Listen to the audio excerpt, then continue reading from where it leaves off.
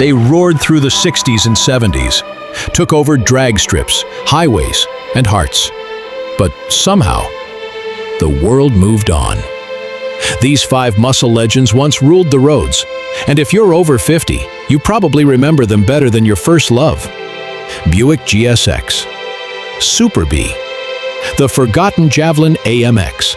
They're not just cars, they're a part of your story. Let's bring them back for one last ride.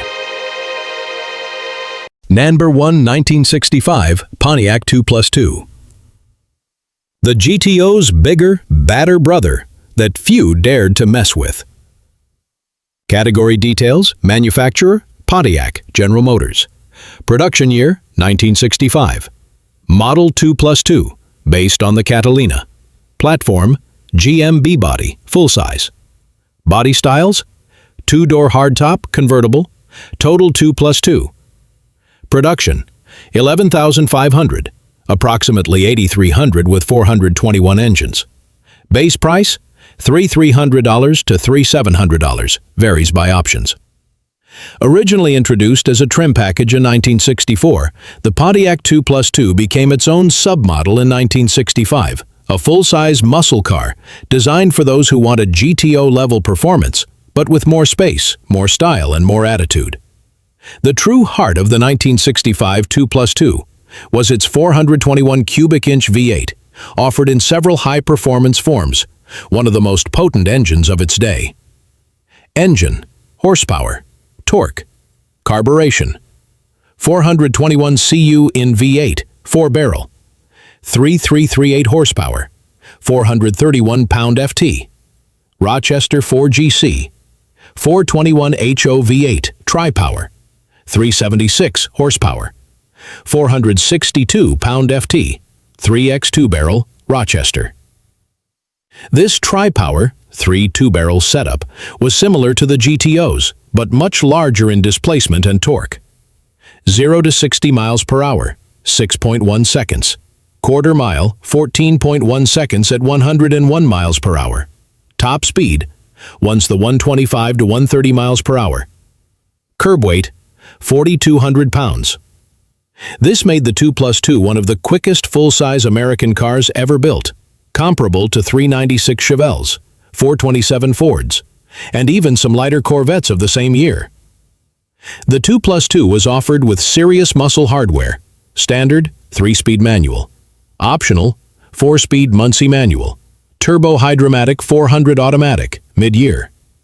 Rear axle ratios 3.23, 3.42, 3.55, 3.73, and even 4.10 posi-traction options.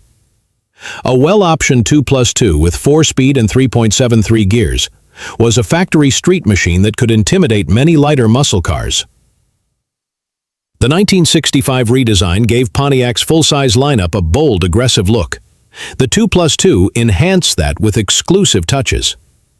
Exterior features: unique 2+2 badging on the front fenders and trunk, simulated rear fender vents, dual exhaust with chrome splitters, wide track stance, Pontiac's signature 8-lug aluminum wheels, optional, with finned drums for better cooling, bright chrome trim and body-length moldings. Available in deep, bold Pontiac colors, Montero Red, Iris Mist, and more. Though big and plush, the 2+2 looked ready to fight, and it could. The 2+2 was a performance machine, but Pontiac didn't cut corners on comfort.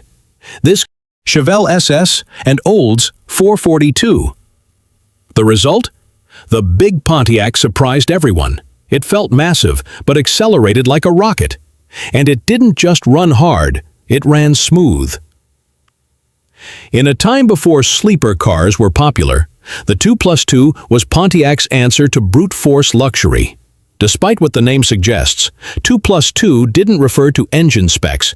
It meant 2 seats in front, plus 2 in back, as in a personal luxury GT. Pontiac borrowed this European-style naming convention to give the model a sporty, sophisticated flair, appealing to younger executives.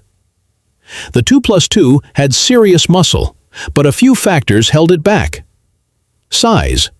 At over 4,000 pounds, many thought it too big to be sporty. Marketing focus on GTO. The GOAT got all the attention. Higher cost. A fully optioned 2+2 could cost $800 to $1,000 more than a GTO. Insurance and emissions laws. 1966 plus restrictions began to limit big-engined cars. Despite its capability, the 2+2 never sold in huge numbers and faded by 1967. Condition. Estimated value. Solid driver, $30,000 to $45,000. Tri-power, 4-speed, good condition. Fully restored, numbers matching. Rare convertible. Though still undervalued compared to GTOs or Chevelles, collectors are finally recognizing the 2+2's significance as a rare full-size muscle car. The 2+2 never reached the pop culture status of the GTO or Charger, but it's respected in serious muscle car circles. Featured at Muscle Car and Corvette Nationals, MCACN. Covered in Hemmings muscle machines. Jay Leno and other collectors have praised its torque and comfort. Often seen in period-correct drag racing nostalgia events. It's also a favorite among enthusiasts who want something different from the usual suspects. Bigger, rarer, and just as fast. The 1965 Pontiac 2+2 was a car for drivers who wanted to dominate the streets without giving up style or size. It was a muscle car that could carry 5 people in luxury and still eat Mustangs for lunch. This wasn't just a big GTO, it was a 4,000-pound punch wrapped in Pontiac class. In an era of Chevelles and Roadrunners, the 2+2 stood tall, literally and figuratively, as a rare blend of power and poise. Today, it's finally getting the recognition it deserves. Number 2, 1970 Dodge Super B 440 6-pack. Detroit's meanest muscle car in bright yellow category. Details: manufacturer Dodge Chrysler Corporation. Production year 1970. Model Super B based on Coronet. Body styles 2-door hardtop and coupe. Total 1970 production 15,506 units. 446-pack versions 1,268 estimate. Base price $3,200 to $3,800 depending on options. Originally introduced in 1968 as a value performance car, the Dodge Super B evolved into a true muscle car legend. By 1970, it had become louder, faster, and even more visually aggressive, especially when equipped with the 440 6-pack engine. The 440 6-pack was Chrysler's response to GM's 454 and Ford's Cobra Jet. It was designed for maximum street performance, a big, brutal, torque-rich big block with 3 2-barrel carburetors. Engine details: displacement 440 cu inches, 7.2 liters, carburation. Triple Holley 2-barrel carb, 6 barrels total, compression ratio 10.5 to 1. Advertised horsepower 390 horsepower at 4,700 RPM. Advertised torque 4090 pound-ft at 3,200 RPM. Real output estimate 410 to 425 horsepower, underrated by factory. With its massive torque curve, the 440 6-pack delivered near-Hemi performance, but for far less money, and with a simpler tuning process. The Super B 440 6-pack was a true 13-second street car in the right hands, brutal off the line, and surprisingly fast in the quarter mile. Performance metric: figure 0 to 60 miles per hour, 5.3 seconds. Quarter mile, mag-tested stock, 13.5 seconds at 105 miles per hour. Top speed, 135 miles per hour. Curb weight, 3,750 pounds. With a functional Ram Charger air scoop, tuned suspension, and a 4-speed, this was a strip and street monster. The Super B came well-equipped for hard launches and track abuse. Transmissions: 833 4-speed manual with Hurst pistol grip shifter. 727 torque flight 3-speed automatic. Rear axle: Dana 60 or Chrysler 8 3/4-inch ratios from 3.23 to 4.10, often with sure grip Posey suspension. Heavy-duty leaf springs and torsion bars. Front sway bar and upgraded shocks. Part of rally package. Optional power front disc brakes with the right setup. A 440 six-pack B could gap Chevelles and GTOs at will. In 1970, Dodge redesigned the Super B's front end into something truly wild. A twin-loop Bumblebee front bumper, unique to the model and polarizing among fans. Key styling features. Dual Bumblebee loop bumper, shared only with 1970 Coronet RT. Dual hood scoops. Ram Charger optional with air grabber system. Vinyl bench or bucket seats with console. Hurst pistol grip shifter. Rally instrument cluster with 8,000 RPM tach. Wood grain accents. Optional AC power steering, rear defroster, AM/FM stereo, column or floor shift automatic. Dodge let you spec your B as either a drag strip warrior or street cruiser. Dodge advertised the 1970 Super B as the budget muscle car, targeting younger buyers who couldn't afford a Charger or GTX, and the 440 six-pack was a way to give them Hemi-level performance without the Hemi cost or complexity. Yet the Super B earned real track cred, especially when driven by seasoned street racers. Many were raced at local strips in stock or super stock classes and still dominate nostalgia drag events today. While 1970 is seen by many as peak muscle car, it was also the beginning of the end. High insurance premiums hit high horsepower cars hard. Emissions laws loomed in 1971. Gas prices began climbing. Many customers turned to smaller, cheaper pony cars. As a result, only a limited number of 440 six-pack Super Bs were built. Many were raced hard and wrecked. Survivors today are highly prized. Condition estimated price. Driver condition auto, $60,000 to $75,000. 4-speed matching numbers $90,000 to $125,000 plus. Fully restored rare colors, $140,000 to $175,000 plus. Factory Ram Charger plus 4-speed, $180,000 to $200,000 plus. The 1970 440 six-pack Super B is now a highly desirable Mopar, often catching more attention than a Charger or Challenger at shows due to its rarity and attitude. While the Super B hasn't appeared in as many movies as the Charger, it's become a cult favorite. Featured in Forza Horizon and Gran Turismo games. Regular star of Mecum and Barrett-Jackson auctions. Celebrated in Mopar circles as the working man's Hemi. And in 2007, Dodge revived the Super B nameplate for special editions of the Charger SRT-8. The 1970 Dodge Super B 440 six-pack was a last hurrah for pure, unfiltered Mopar muscle. It didn't try to be subtle, and it didn't care about refinement. It was about raw speed, torque, and fun. It was loud, proud, and dangerous. The kind of car you bought if you wanted to smoke a GTO and didn't care about making friends at the gas station. It remains a true icon of Mopar madness and one of the greatest bang-for-buck factory muscle cars ever built.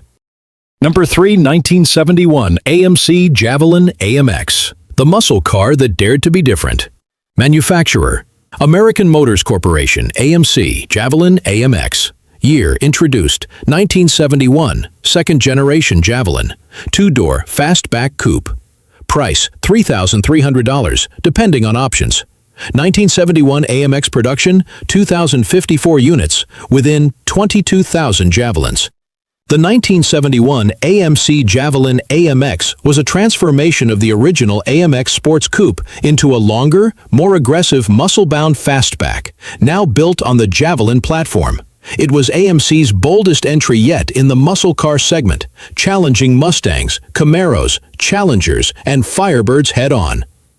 Long, lean, and radical. Designed under the guidance of Dick Teague, the 1971 Javelin AMX was aesthetically dramatic and a clear departure from cookie-cutter pony cars. Key exterior features: long hood, short deck fastback profile, distinctive integrated rear spoiler, tough guy front end with jutting grille and fender arches, wide flared wheel arches, a look later mirrored by Trans Ams, hidden wipers, and deep inset taillights. Optional vinyl top and unique striping packages. At 191.2 inches long, it was longer than the Camaro and Mustang, giving it a powerful road presence. 401 V8 power. While multiple engines were available, the Javelin AMX came standard with AMC's biggest power plant, the 401 CUN V8. a torque-rich beast built for straight-line punishment. Displacement, 401 CUN, 6.6 liters. 30 horsepower at 5,000 RPM. Torque, 430 pound-feet at 3,400 RPM. Carburation, 4-barrel motorcraft, 4,300 carb. Compression ratio 9.5 to 1, due to emissions restrictions. The AMX could also be had with 304 or 360 V8s, but 401 was standard for this model, a rarity among muscle cars of the era. With the 401 and proper gearing, the 1971 AMX was a legit performer in the early 70s and a real handful on the strip. Performance metric, figure. Transmission options, 3-speed manual. AC, power steering, tilt wheel, 8-track stereo, large rear seat and usable trunk, rare for a muscle coupe. AMC tried to create a muscle luxury balance that made the AMX suitable as a daily driver, from road racer to showstopper. The original AMX, 1968 to 1970, was a two-seater aimed at Corvettes. In 1971, AMC merged the AMX identity into the Javelin line, making the AMX the performance trim of the new long-wheelbase Javelin platform. This opened the door to Trans Am racing, and AMC delivered in a big way. 1971 to 1972 Trans Am champion under Roger Penske and Mark Donohue. The Javelin AMX defeated Mustangs, Camaros, and Firebirds on the track. Only non-Big Three car to win the Trans Am championship. This success boosted AMC's street cred, and track-tuned parts trickled into the AMX line via the Go Pack and suspension upgrades. Despite being fast and stylish, the AMX struggled against GM and Ford marketing giants. AMC had fewer dealerships and lower brand recognition. Insurance and emissions rules hit big cars hard after 1970. Many buyers didn't consider AMC a performance brand, despite their racing wins. Production numbers were low, making them very rare survivors today. Condition, estimated value, driver, non-Go Pack, $25,000 to $35,000. Go Pack, 401, 4-speed. $50,000 to $65,000 plus. Fully restored, matching numbers, $70,000 to $90,000 plus.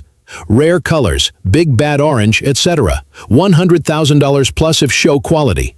Compared to Mustangs and Camaros, the Javelin AMX is undervalued, but rapidly gaining among collectors who seek something different and authentic. While not a Hollywood darling, the AMX has earned respect among enthusiasts and collectors. Featured in Jay Leno's garage, seen at Mecum auctions and SEMA, celebrated at AMC Nationals and muscle car events, appears in Forza, Gran Turismo, and the Crew video games, known as a cult favorite for those who appreciate underdog cars, the forgotten muscle hero. The 1971 AMC Javelin AMX was a bold, distinctive machine. With wide fenders, a built 401 V8, and true racing DNA, it was one of the last honest muscle cars before insurance, emissions, and gas prices began to crush the scene. It wasn't just a car. It was a punch in the face to the Big Three, and it left a bruise.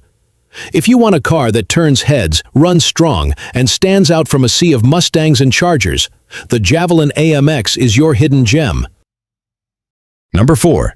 1969 Mercury Cougar Eliminator 428 Cobra Jet. The gentleman street fighter with a blue oval heart. Category details: manufacturer, Mercury, Ford Motor Company. Model, Cougar Eliminator. Year introduced, 1969. Eliminator debuted this year. Platform, Ford Mustang-based, longer, more refined. Body, style, two-door hardtop coupe. Total, 1969 Cougar production, 100,085 units. Total, 1969 Eliminators, 2,411 units. Total, with 428 CJ engine, 162 units approxed. The Cougar Eliminator was Mercury's full-throttle response to the muscle car war.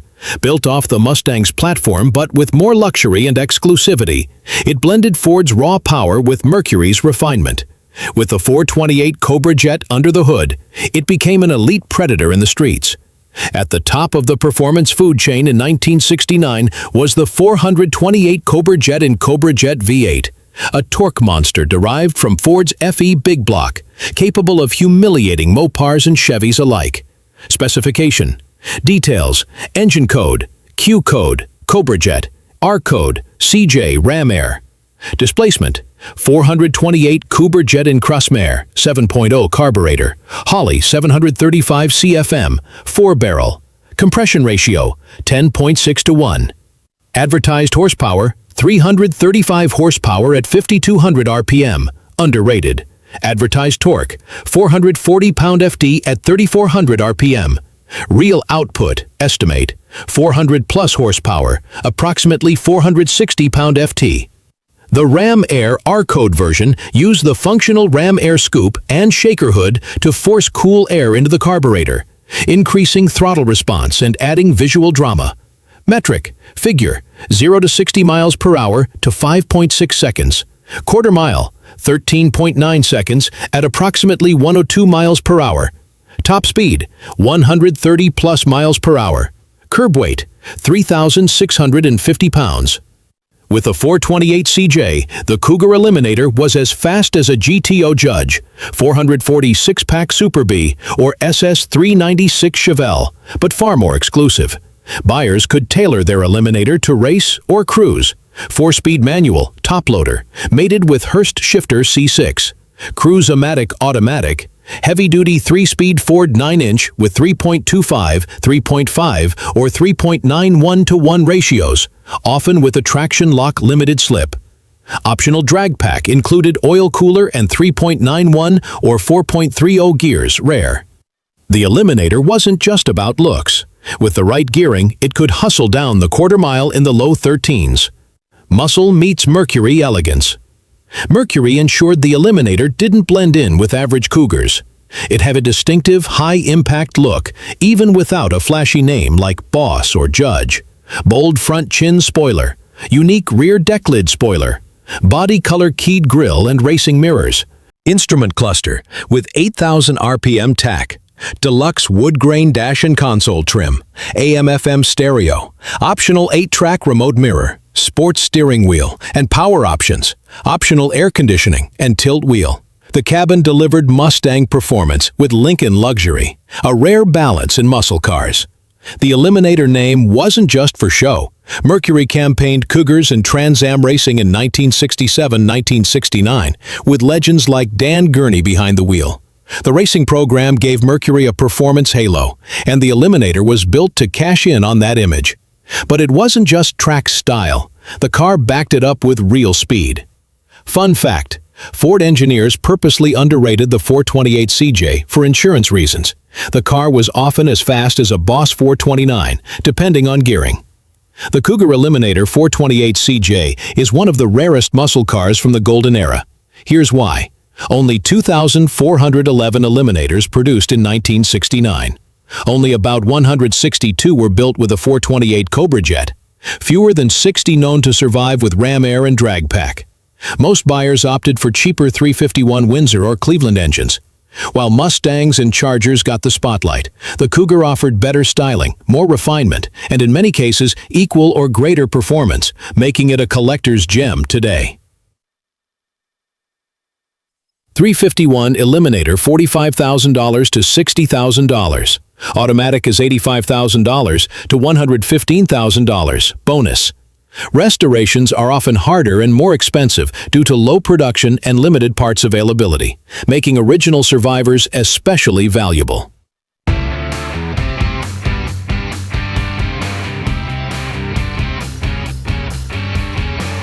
Today, it's considered a hidden hero of the Ford muscle lineage, respected for its power, exclusivity, and sleek design.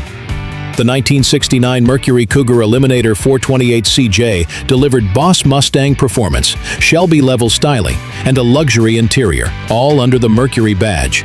And very few people today even know it existed. It was the muscle car that wore a suit and could still throw down in the streets.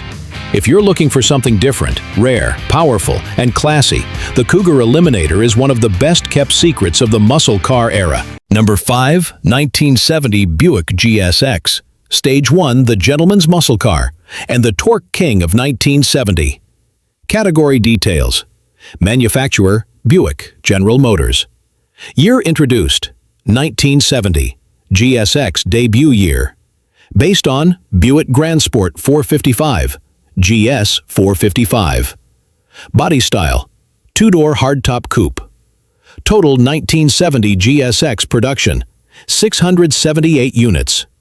Stage 1 models, 400 to 500 estimated. Stage 1 option.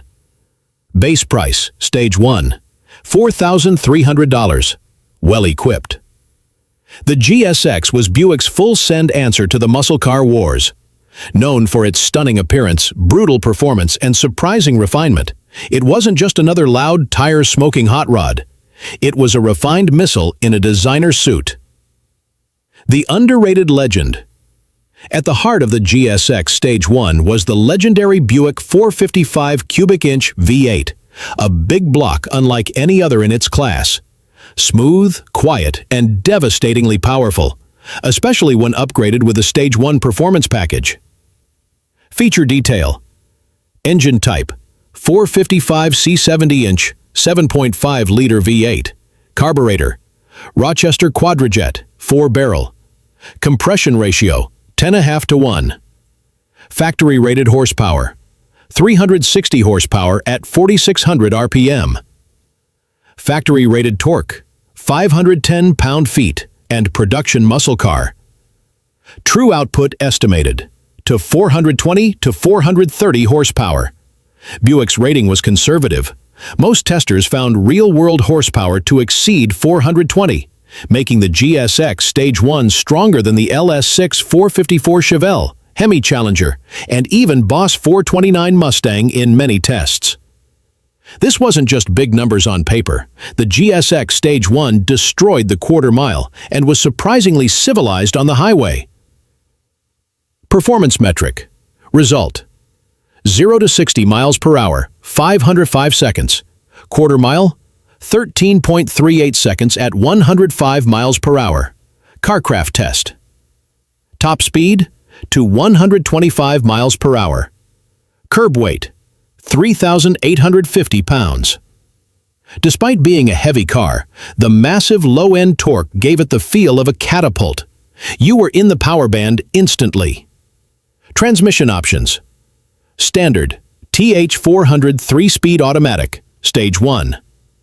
Optional, Muncie M22 Rock Crusher, 4-speed, rear axle, GM 10 or 12 bolt with 3.42, 3.64 or 3.91 gears. Limited slip, posi, standard with Stage 1. The GSX wasn't just straight-line brute force. It included a heavy-duty suspension package, front and rear anti-roll bars, upgraded springs and shocks, power front disc brakes, power steering, wider wheels with Goodyear Polyglass G60-15 tires. It handled much better than most big block muscle cars, while still offering a cushion. The GSX offered the performance of a drag car, but inside it was pure Buick luxury, plush and loaded with features. Interior features: high-back vinyl bucket seats, optional center console with floor shifter, rally steering wheel, full rally gauge cluster with 8,000 RPM tach, wood grain trim, AM/FM radio, 8-track player, air conditioning optional, tilt wheel, power windows, cruise control, all available. You could comfortably cruise across the country at 80 miles per hour in the same car that could run low 13s. The GSX Stage 1 was more than just a special edition. It was Buick's way of saying, "We can outrun any of you and still be home in time for cocktails." In multiple 1970 magazine tests, the GSX beat the Chevelle LS6, GTO Judge, Charger 446 pack, and Mustang 428 CJ. Car and Driver, Motor Trend, and Hot Rod all praise the unbelievable torque, refinement, and sleeper-like nature under the bold paint. Buick engineers carefully tuned the car for both performance and street comfort. No rattles, no fuss. The GSX was rare, even in its day. High price tags scared off some buyers. Many still saw Buick as an old man's brand. Only 678 GSXs made in 1970, with an estimated 400 to 500 as Stage 1s. Compare that to tens of thousands of Chevelles and Roadrunners, and you begin to see just how exclusive this car really is. Condition. Estimated market price US dollars. Good driver, non-matching numbers. $90,000 to $125,000. Matching numbers, Stage 1, $140,000 to $175,000 plus. Concours Restored Stage 1 4-speed, $200,000 to $250,000. Rare colors, low miles, all original, $300,000 plus. Auction level. Because of their extreme rarity, performance, and unique style, 1970 GSX Stage 1s have become blue-chip muscle car investments. Although not featured in as many movies as Mustangs or Chargers, the GSX has a solid cult following. Featured in Gran Turismo, Forza Horizon, and Car Mechanic Simulator. Highlighted in Jay Leno's Garage, regularly appears at Barrett-Jackson, Mecum, and SEMA. Celebrated by Buick clubs and GS Nationals events. It remains a car enthusiast's car, respected for engineering, feared for torque, and admired for exclusivity. The ultimate gentleman's muscle car. The 1970 Buick GSX Stage 1 was, and remains, one of the most brutally powerful and balanced American muscle cars ever built. It didn't just look the part, it ran hard, rode smooth, and still wore a Buick badge with pride.